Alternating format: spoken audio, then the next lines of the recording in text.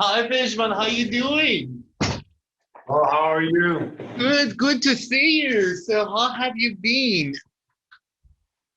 Thank you very much. I'm been good.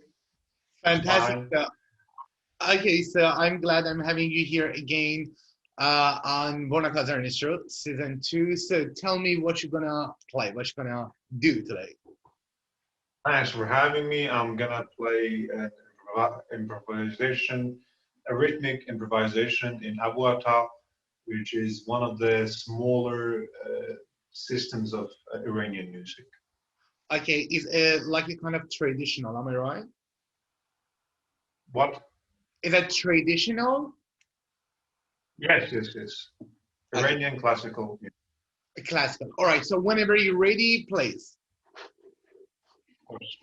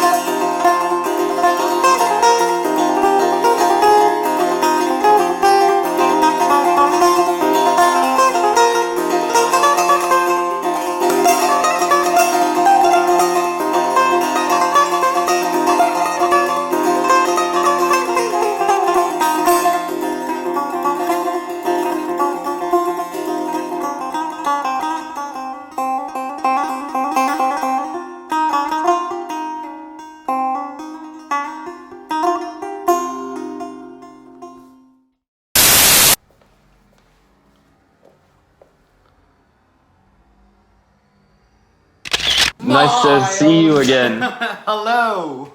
Let me get in frame. How are you doing? I'm good, I'm great. That's right. Yeah, welcome everyone. Okay. Welcome everyone. Eventually we made it after a few months. Oh my god, you were busy, I was busy. I've got lots of questions here for you. So, thank you very much for being here on my show, on Borna Kazerani's show. Would you like to say hi to those who are watching us now and later? Hello. Hi to those I'm Miles. Hi. I'm gonna do a little interview here. I'll answer some questions. I like doing this kind of thing. Thanks for having me. You're welcome. All right, as I've said, I've got a lot of questions here for you. And my first question is, the first things in your work which I found is quite interesting is a lot of attention to the choice of characters that you draw in your work. And most of them are quite lonely or alone and seems to live in their own world.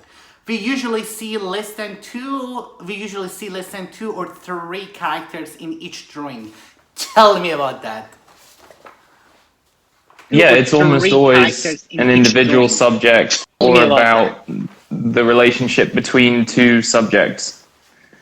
And it's almost always just either myself or my girlfriend as reference. So the people are sort of not so much intended as a specific person, but as just a common any person. I mean, I know it's the same identity over and over again, but in some sense that's laziness on my part I just use myself and my partner as a model.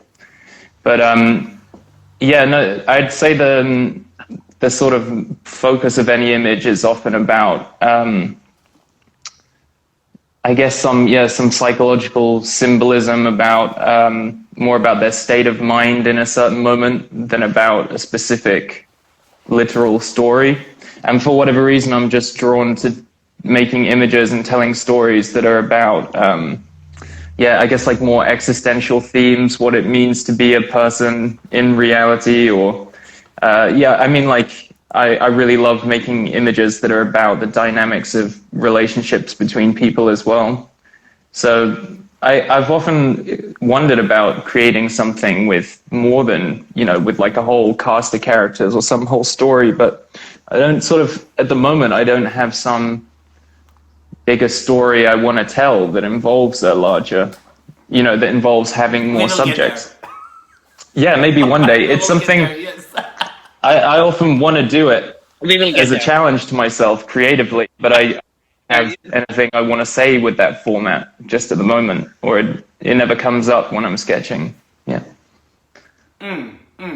When I first came across your page, I felt that when you draw a character, you like to show different parts of that character through the layers you draw. And talk to me about that. Actually, I find it actually quite fascinating. So, am I right? Is that's what you want to show? Through the Yeah. Well, I guess I don't know. It sounds weird for me, but I don't really know why I draw the stuff that I draw. Like, it's just what I find interesting to make. I guess I'm very drawn to what I like about drawing pictures is that you can do things within the picture that are sort of physically and spatially impossible. That some of these images, if you even try to model them in 3D, they contain sort of impossible spaces. Like you'll have a cut out in a person that goes way deeper than what length of the person is. And I like that when you have a fixed viewpoint in an image, it's not 3D, it's not a sculpture, they can't walk around it. You can create certain kinds of illusions and distortions that don't even really make sense in any other format. And if it's I mean, a lot of my work has a kind of intuitive symbolism. Certain things will metaphorically mean something to me, but I don't always have an explicit, reason for it. They just feel right to me, or they feel like they represent something that I want to try and express. But it's kind of hard to answer the question directly. No, no, that's very understandable. Yeah. No, I like it. So now I want to take you back to years ago. I'm talking about your childhood and when you were growing up. I want to know about the moments in your life when you became introduced to painting and drawing. What happened then? The painting became the whole of your life and more. Drawing. Tell me. I really owe a lot of that to my mum. She's a good artist. She paints and draws, and when we were young, I have an older brother, but we're quite similar in age, and I have a lot of awesome memories of my mum, like introducing us to different mediums and setting up different little creative things for us to do together. So we would, if we were on holiday, she would give us a watercolor set, and she used to like to go off and paint a beach, and we would try and do the same. And I feel like all kids draw. So like every artist ends up saying like, I've been drawing since I was a kid, but I think most people draw, and then it's more like what age you stop doing it. So it was always encouraged. My mum would always be like, if you're watching too much TV or playing too many video games, eventually you'd be told to stop. But if we were doing something creative, playing with Lego, drawing pictures, whatever, you could always do that, as long as you wanted. That was viewed as constructive. So your mom was a huge influence, as what you're saying. Yeah, for sure. And I remember the feeling of looking at her work when I'm a kid and just thinking like, how do you do that? That's impossible. And my granddad, her dad, was an architect, and he was always a good draftsman as well. But people always said that I was good at it, I suppose. Like I remember getting praise from adults for drawing, and I feel like that stuff, especially when you're a little developing child looking for attention and acceptance from those around you. So I probably associated at a young age, like if I draw nice pictures, they won't eat me alive, or they'll feed me. I don't know. And then I got into it seriously as a teenager. I always liked drawing, but didn't do it that often. I guess I drew a lot, but it would be in little bursts. And then it was as a teenager where I sort of got into it as a serious practice, where I was like, I want to get good at this. But yeah. So that's very understandable. And when I was reading the biography you sent it to me, there was a part that I really want to know more about it. I'm particularly talking about when you spent the first few years of your early childhood living in Borneo, if I pronounce it, Borna. So, which it had a major effect actually on you. And that part is quite interesting. So tell me, what do you mean by that? Yeah, so my dad works for like an aerospace company, like to do with planes and stuff. And he took a job out in Brunei, which is on Borneo, so near Malaysia, Southeast Asia. And I was there from like the age of 3 to 7.5 or something. But, especially for the next few years of childhood, it felt like half my life. And it's really where I started having memories in a way. Like I have a couple of memories from before moving there. I think it always slightly undercut any strong sense of like national identity with it's just interesting, in that way travel can do, where everything is just a little different. The road signs are different. The grass here is different. It just I feel like it set an early sense that everything is kind of is sort of relative to where you're living. And I have such good memories from there. It was at the time it was it's a beautiful nature and really wild rainforest, and I feel very lucky we got to go on cool trips to crazy caves and stuff. It was just a fun childhood, really.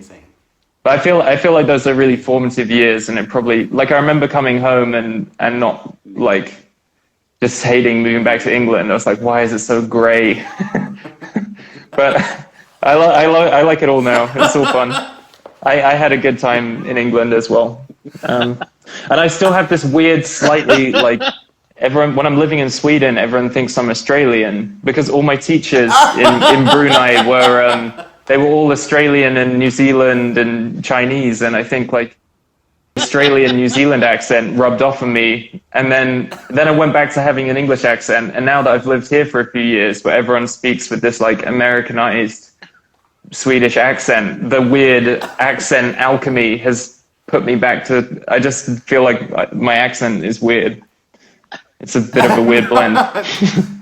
Don't worry, I get that comments all the time. And I've learned English actually in Australia, and everyone says, why you don't have Australian accent? It's because it's not like you press the button and all of a sudden you change your accent to something. I can hear a little Australian. I hear some Australian every now and then. I do, it's true. I'm sorry to break it to you.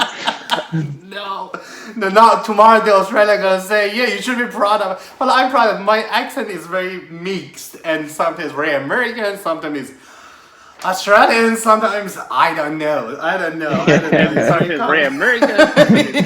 It's very confusing. Exactly. Miles, one of the remarkable points in your work is a philosophical subject and its integration with a current situation of the people of the world, which we often see by drawing a kind of face and similar characters. What exactly do you want your audience or viewer to understand when they're looking at your work? Tell me. I think I often try to make stuff that isn't, like, that intentionally isn't very of the moment. And if it happens to be, like, I'm always trying to make things that feel like they would be, like, obviously, like, the outer clothing and appearance and identity of the subjects in my work sort of places them with my specific upbringing and background or whatever. But I'm always trying to, like, make the things that I want to make art about I'm most interested in things that I hope any person would find some ability to reflect on some level. You know, things like just what it means to be alive in a impermanent universe, you know, where we make attachments to people and things and our body and our youth and our, you know, and that we necessarily live in a condition where those things can't last. So I find, like, I almost like, I sometimes like to, like, is this a weird answer? I don't know. What do I want the viewer to get from them? I don't really want anyone to get anything specific. I'm just making the stuff that I like making, and then I actually love hearing. I really love it when someone has a reaction to a drawing that I completely didn't intend. I find that really satisfying. I almost feel like I'm just trying to make things that, you know, that are like potent for people to project their own meaning onto. It's like holding up a mirror. And I like I've made some images before where the goal was actually to make an image that I hoped would have two completely opposite meanings that different people would interpret. I'll show you the print of it later, but I have this one where it's like a man pulling this female figure into like a void inside of him. They're like hugging. And like some people will message saying like, oh, you know, this is, he's protecting her from this scary looking world and this reminds me of my husband. And then someone else will be like, oh, you know, this is about an abusive relationship. Look, he's trying to fill a void in himself and it's, and the world looks scary. And actually the goal with that one was to try to make an image that could have two opposite meanings. And so it was really satisfying when I saw that some people thought it was like a warm, comforting image and others thought it was like, you know, something about the ways in which people, you know, will exploit others to try to fix a hole in themselves. And really the whole purpose was that it's literally either, it's whichever. Because in the end, an image is just is what it is, and someone will have whatever reaction they have to it. And to try to control that too tightly, I think makes the image boring. Like it becomes too narrow and too constrained. So like most of the artwork I'm attracted to, it has that level of, it's the bit of ambiguity that makes you want to come back and remember it and try to figure out what it was about. I think that's more powerful than like a very explicit statement that just title then. Yeah. Okay. Yeah. Yes, but yeah. I mean, like if people will hate it, if they don't like it, if they see themselves, if they don't, I can't really control that. I mean, I kind of just like. I just want them to be memorable, I guess, you know, to feel like there's something that makes you, we see like 1,000 images every day, or it must be more. And I'm often thinking about like how to, from that noise of like overstimulation and just input coming from everywhere, how do you make something that looks like it has that potency to actually stand out from the torrential river of shit that we're drowning in? You know, it's just this kind of never ending, I want to be that little thing you see that has something human and vulnerable and like, yeah, you know, because that's what I want from artwork myself. I'm just trying to make stuff I would like. You want people get whatever feelings as soon as they look at your work. You're not trying to convince, or you're not trying to convey your message. You just want everyone just get their own interpretation. I often think that if you can ask a good question very well, that's more powerful than having an answer to it. Like a lot of my favorite art, music, movies, books, whatever, they just ask a really good question in a way that sticks with you. Like I don't go to a book expecting it to solve and tie everything for me. In fact, if it did, I would be skeptical that they didn't have it right. You know? I understand. And it's actually what you're saying is very related to this question, because another thing I feel about your work is expressing some of your thoughts and the way you look at the world and people. And do you try, this is something, because I've spoken with lots of, you know, different artists all around the world, and this is always something that I'm interested myself to know is, do you try to express some of your thoughts to portray your characters?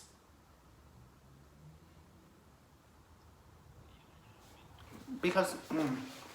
It's all, when you look at a painting, it's all evidence of thinking and thought that happened. You know, every brushstroke and decision and compositional choice.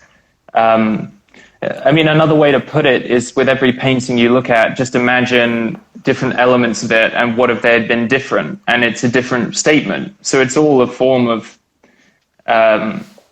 expressing thoughts in some level, but a lot of it is done. Painting is its own kind of visual language in a way, and it has its own qualities. It's different from written language. It can be, I mean, another way I often think of it is like a piece of music, right? Like if you hear a beautiful instrumental piece of music, to ask what is that piece of music about is to miss the point.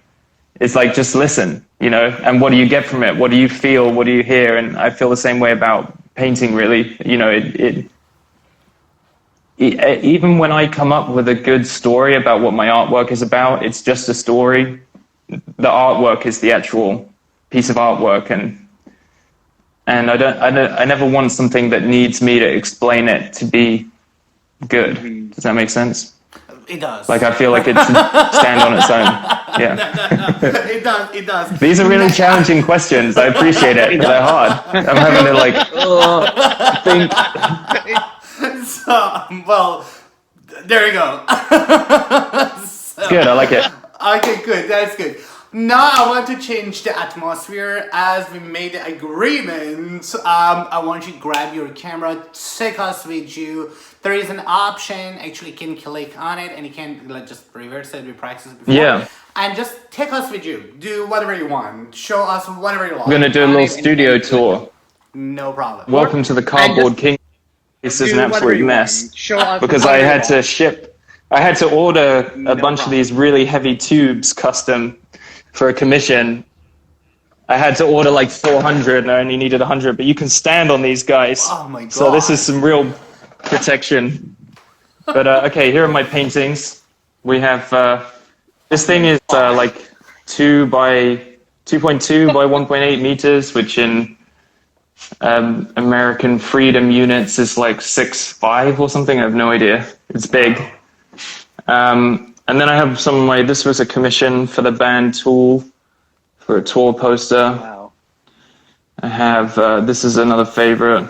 This one needs a varnish, all this sunken in stuff. That should be Tell like... me about that. Tell me about that. That dog. That one?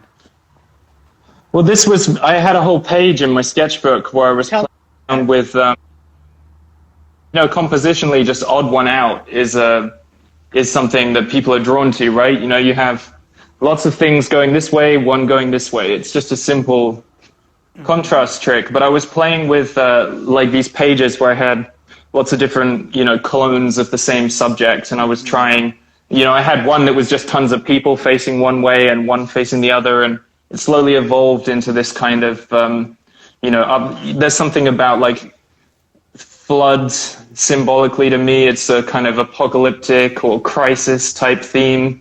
This feeling of a flooding environment and all these people going in one direction and one the other. So she's the only one we get to make eye contact with.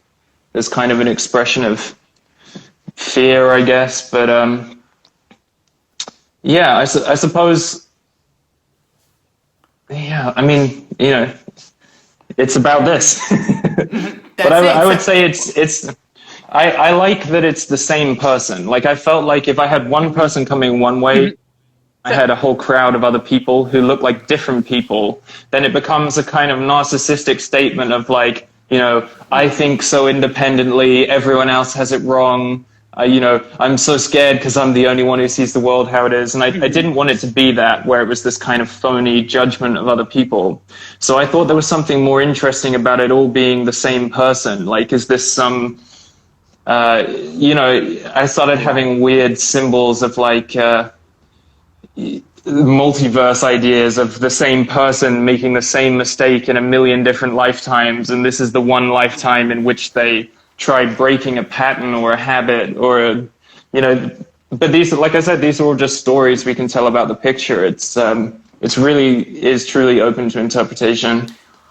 I love the one on the corner. A little sneaky. What is that one with the, this is a badge I bought from someone. Life is okay. Sorry, I need to shout out the artist. I forget, that's not mine, that's someone else's. All right. What's the one on the corner? With the red. This one? That one. Yes, that one. Yeah. This was a commission for a band. I was a teenager called Tool. Yeah. They contacted me and they wanted to have a tour poster made for them. So I just started listening to their new album a lot and was just sketching while listening to the album. And there's this cool final song on the album called Tempest that has these kind of, a lot of the song has the number 7 kind of coded in as being meaningful. So I wanted it to feel, is there a 7th? I think there was meant to be an implied 7th, or maybe the head is the 7th. I can't remember, I painted this a year ago. Maybe I got it wrong. But I had this feeling of a sort of vengeful God looking at you. There's a lot of creepy texture on the eyes. I love There's like this raw flesh. Amazing. I like these hands. I feel like these are my hands I painted. What else? I got a bunch of drawings like where I keep all my print. This was the one that had the 2 different interpretations, where some people viewed it as like a warm, positive thing, and others thought it was creepy. I definitely think it's creepy. No. I think I love that. I got lots of. That was the ink that became that painting. Ah, the one that's on the So you wall. can- Am I right? Yeah. Yeah, exactly. That's crap. Sometimes I like to take old ink drawing, rework. Wow. But I'll show you some of my pencil stuff. Show These me. are some future prints I'm going to put out. More uplifting imagery from me. I'll show you some originals. Always feel good art with me. You are lucky that you're working at a big studio. That's amazing place. It's lovely. I love the whole, I mean, it's not the most beautiful view, but there's something charming about the industrial area. Wow. Okay. Okay. This is an original. Can't adjust the brightness, so I think everything's going to be a bit blown out. It's kind of a That's bright right. room to show pencils in. I got to just not destroy them while moving with one hand. So this has some like white gouache. Wow. So these are the original ones, so I need to be slightly careful. Okay, they're pretty tiny, if you can see. I like to draw small. Okay, hold on, I have to like unwrap this. Play some intermission music. Wow. Oh my was god. it, yeah. There are thousands of questions came through. All right. So here's a tiny little one. Here's my Oh my god. here's my hand.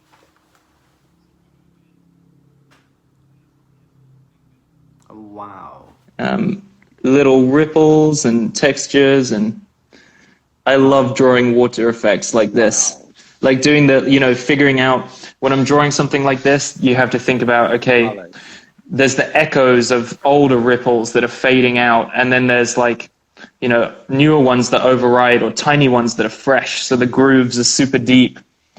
And then you have to think about that, you have a mixture of how they've unfolded over time, and some raindrops are bigger than others, and drawing the little interference patterns where they meet.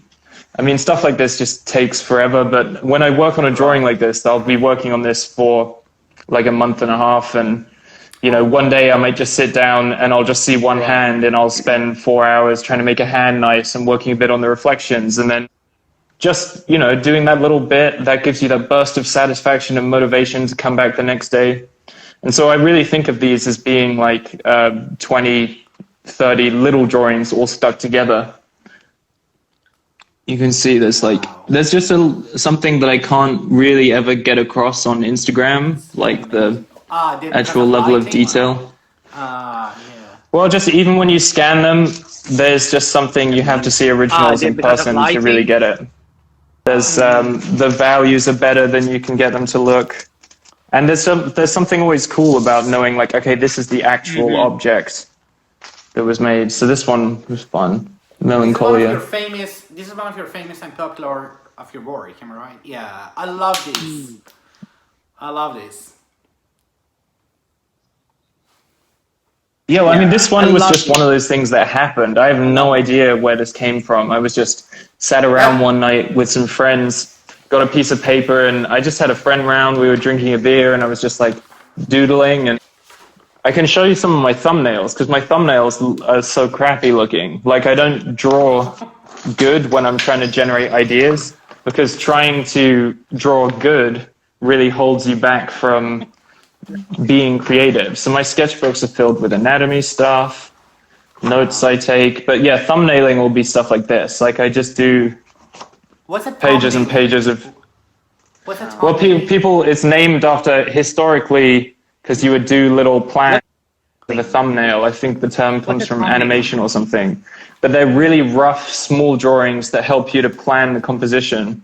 So I had this weird idea of all these headless people having a giant fight over a single head, like beating the shit out of each other, and no one's got a head, and they're all like trying to get the one head. This guy's a cocktail. Just, yeah, sketches of friends at cafes. Cheesy notes. Don't pause the video on that. So these books are my rough books where I study anatomy stuff and take notes and try to learn how muscles work. Wow. Oh my God, don't try to learn the muscles of the neck. There's too many. There's too many in a neck. This is a whole sheet trying to write all the origin, insertion. This is all from a guy called Proto. I'm taking his anatomy course, if anyone recognizes them. But yeah, little sketches from life. This was drawn at the beach. This became like a watercolor. So they're kind of like small sketches.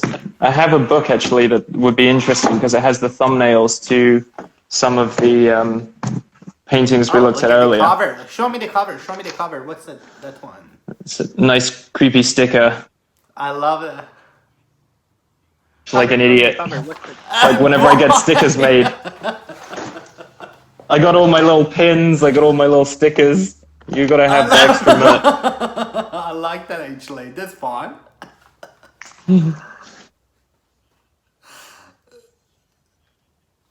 Yeah, this page. So I was thinking about, just all heads looking one way and one the other, or how about a bunch of people floating, one up, face down. So that got turned into a drawing. And then I had this, but it didn't feel tense enough, being up to the neck. And then I had that idea of like raising the waterline. And then I was like, okay, yeah, now this works. But there was this other one where they were floating face up.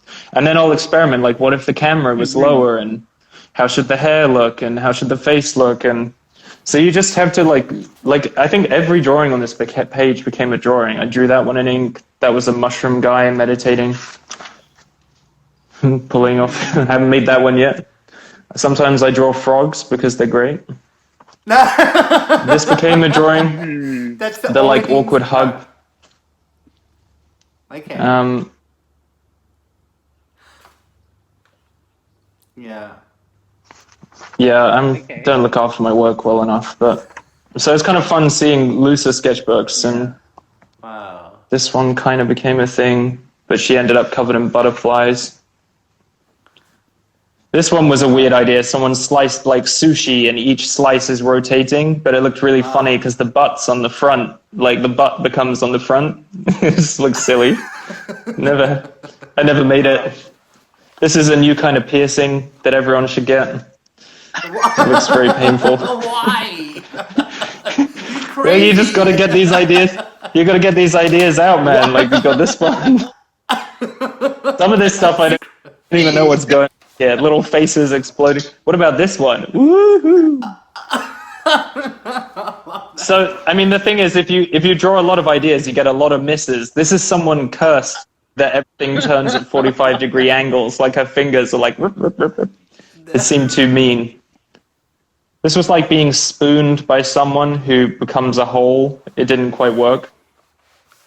So, yeah, you just fill books with them, and then when you find a good one, I tend to shoot reference or have someone model for me and start to solve all the technical problems on how to actually make it look good. But if you're trying to draw and sketch ideas and you're trying to make it look good at the same time, yeah, this one's pretty fun. I really love that one. It's very meaningful. Talk to me about that one. What is that one about? It's just someone's looking at himself, or?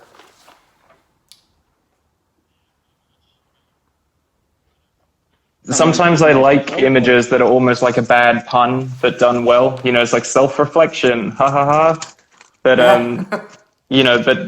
but try to make it good at the same time. This one is fun. This is like about. This one's got this kind of tree. Very deep. Thank you. Yeah, this one's about. I was trying to think of something funny because you called it deep. I was going to say it's about like when you can't buy a new iPhone or something, but it's not that good. No, it's it's about the disappointment.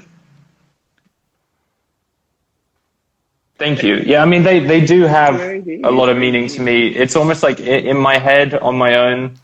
I want to be like not afraid to just express how I'm feeling, and I'm better at doing that in art than I am verbally. Absolutely. So everything looks a bit washed out in this light. I have this thing. This one's weird. Got these inks. I love doing inks too. I'd be ink and dip pen, and This is like all from this year, really. I had a show that was meant to happen in April, which didn't for obvious reasons. So since then, we've been kind of selling the work that was going to... This one's funny. Yeah, well, big head. That was going to be in the solo show. It's been a very drawing-heavy year. I didn't really do any painting. So I'm hoping to do a lot more painting next year. Because I was at home, obviously, most of the year. So I've only just started coming back to the studio a couple months ago. Well, that's kind of everything worth showing here for now. Well, thank you that okay? so very much. Of course, of course, of course. Well, Miles, I believe that one of the remarkable things that sets artists apart, and perhaps the work of some of them seems to much deeper, is the experiences that they had in their childhood, perhaps very deep, or something, or sometimes bitter. Okay, it helps them to thrive in their work sooner. Thrive in their work sooner than to offer much deeper work. How much do you agree with me?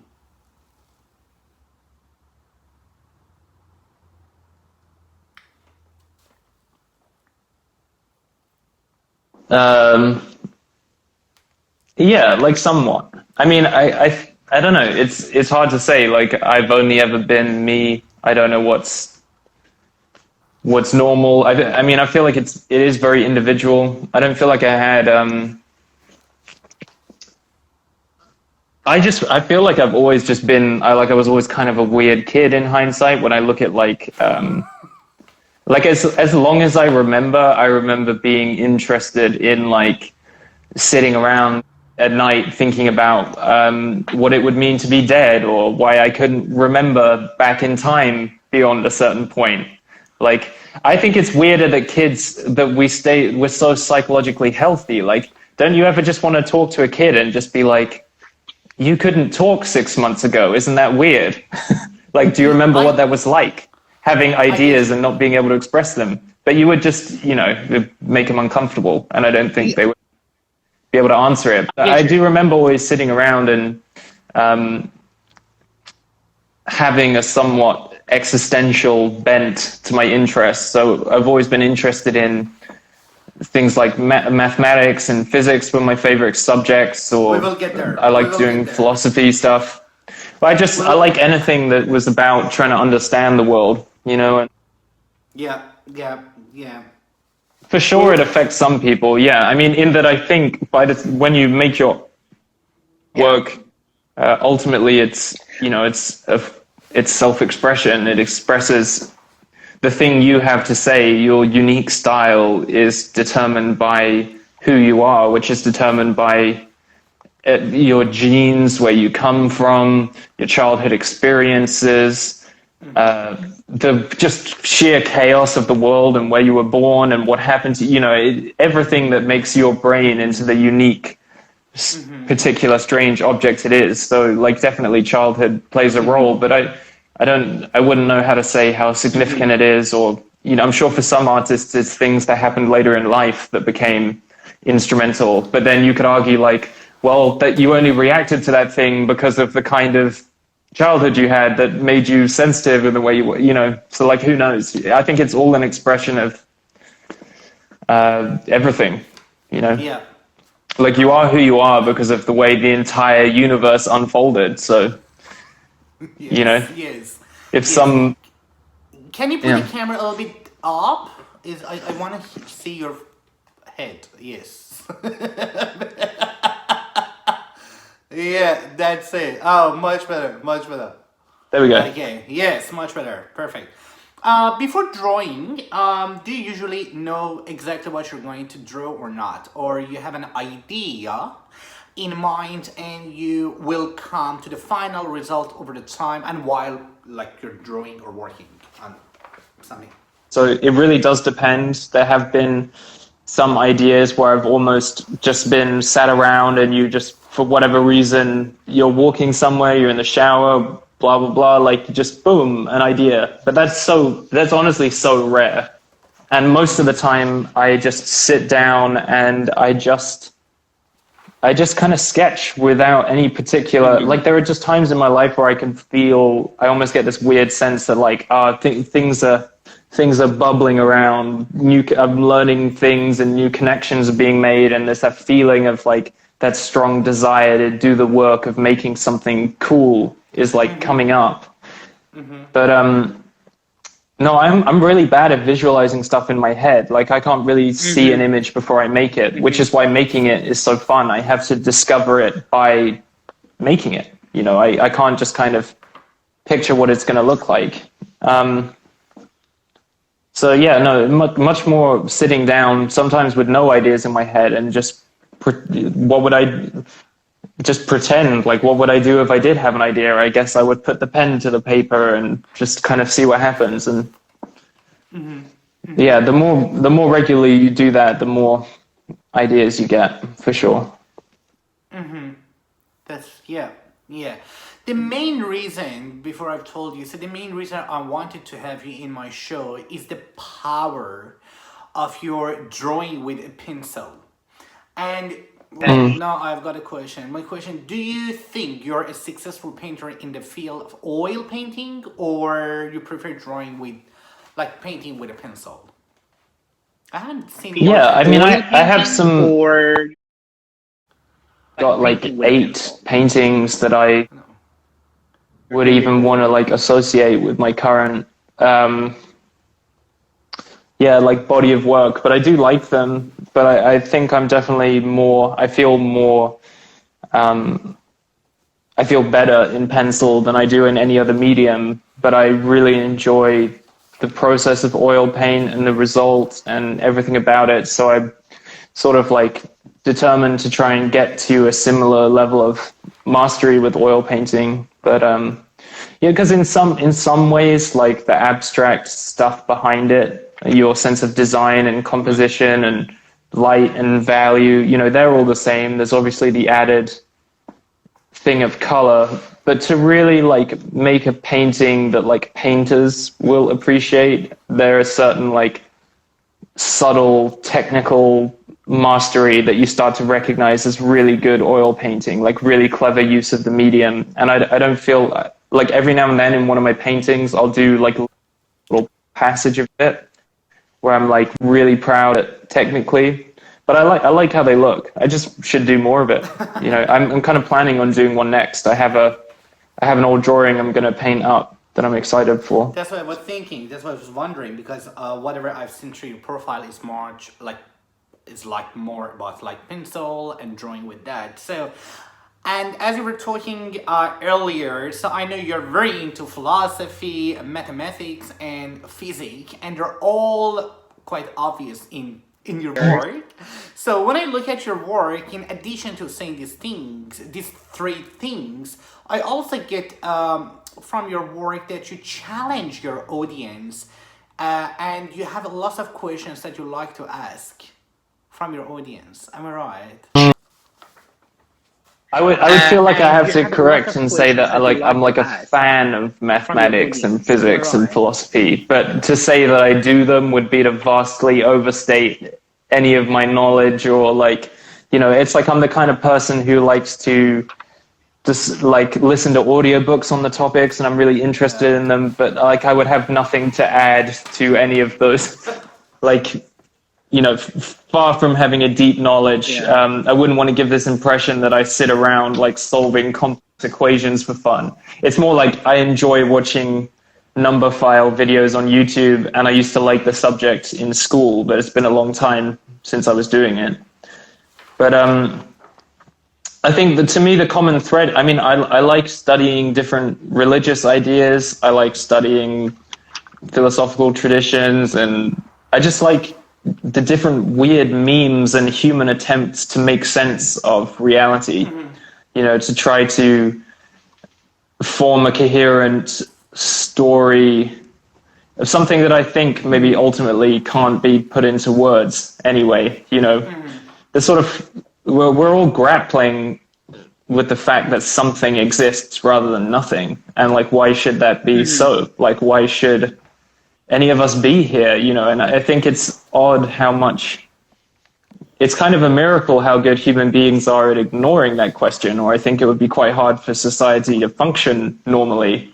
But at the same time, I find it thrilling and exciting to, like, I get more depressed when I get caught up in the story of mundane, boring life, rent coming, like all of this stuff. And the stuff that I want is that kind of thrilling sense of place, you know, again, I can't really put it better than the fact that we're here at all, to me, is kind of mind-blowing. And I like stuff that reminds me of that, I guess.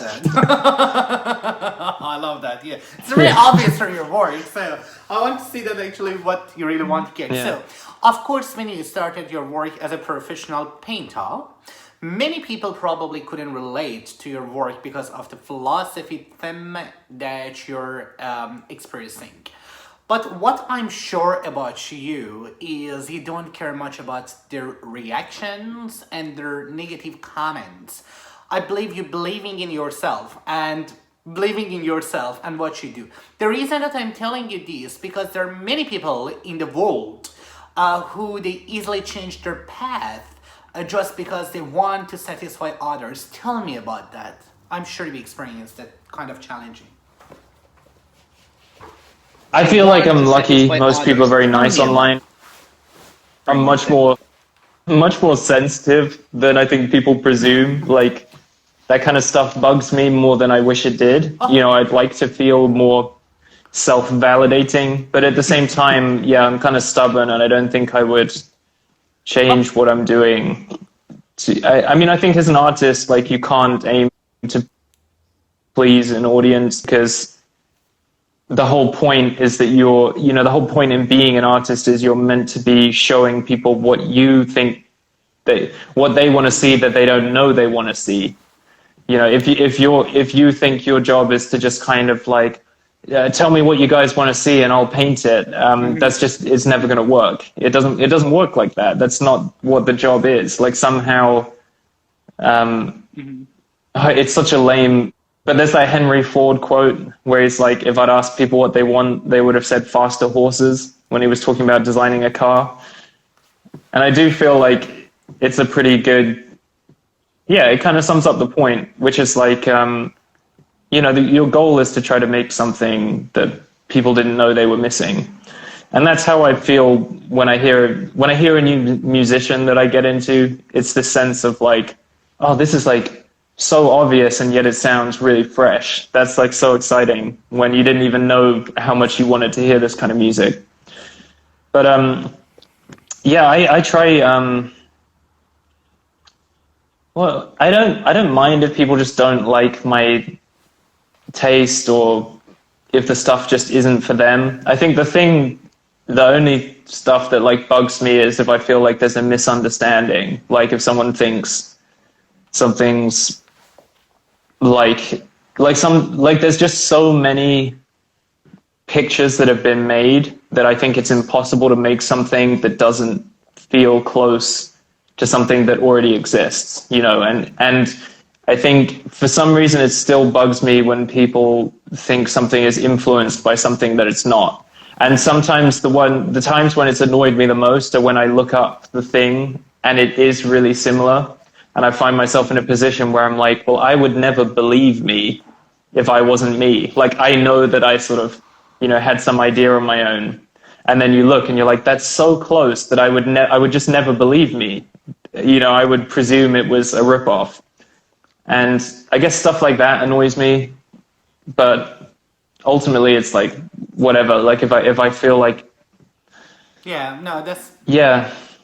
I think it's very hard to have such a, like, social media is just hard to interact with without it being detrimental to your mental health. And I also feel like I'm also very tied to it. So it's always this kind of, I love being able to share work with people who wouldn't see it. And I love that it means something to some people, but I also hate how hard it is to set healthy boundaries with like using any of these services. And so I tend to kind of post stuff and run away nowadays. I try to, me and my girlfriend turn all our screens off at 8 p.m. and like trying to have like healthy relationships with technology, because otherwise I just get sucked into scrolling forever, and I think it has a really bad effect on your creativity. You know, you don't get enough time just with your thoughts if you're always taking in something new. No, that's very understandable. So there are thousands of questions. I'm sorry. Well, I'm finished. Well, before you finish, this is fake. So this is not a real one. So I got it's just fake, just for your understanding. And it just was nice, and I ordered online very cheap. So it's not real. I don't wear a real skin of animals. There are lots of questions came through. Unfortunately, I have to wrap it up, and unfortunately, as often I don't get a chance to go through them. So if you have any questions, you can go to Miles' profile. Miles, we made it. Yeah, it's good. So did you like our conversation? I did. I feel bad that I can never answer a straight question. If you ask a question, I feel like I always answer a slightly different one. You know, it's like, it's just the way it is. Well, it's you. It's you. It's you. You shouldn't Okay. change it. That's you. Whatever you prefer, that's the way that you like. Okay, so is there anything else that you want to say before we wrap it up? Be nice to people. Be kind. You can never be too kind. No. Yeah. All right. Okay. Thank you for having me, is what I want to say. Thank you. I enjoyed it, Thank you for Borna. being Thank you. here. Thank you for the invitation. Anytime. I love what you do. I hope anytime. So hopefully to meet you one day in reality. Yes. In meat space. Real life. Exactly. You take care. Be well. Yeah, thank you. You're welcome. Bye.